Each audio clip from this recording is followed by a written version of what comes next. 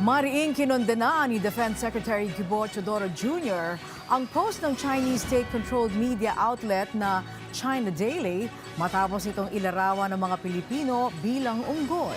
Ayon kay Teodoro, ang pangungutya sa 2016 Arbitral Award at pagiging proud pa ng China sa panghaharas sa mga mangingisda at sundalo sa West Philippine Sea ay nagpapakita lamang kung anong moral o pag-iisip ang mayroon sila at patuloy na pagpapagana ng kanilang propaganda machine. Dagdag pa ng kalihim, ang ganitong scheme ng China ay nagpapakita lamang kung gaano sila kahina dahil sa pagkabigo nitong maipanalo ang pag-angkin sa West Philippine Sea sa pamamagitan ng mga batas at ebidensya. Din pa ni Teodoro, paglapastangan sa pagkatao ng mga Pilipino ang ganitong hakbang kaya hindi ito maaaring balewalain.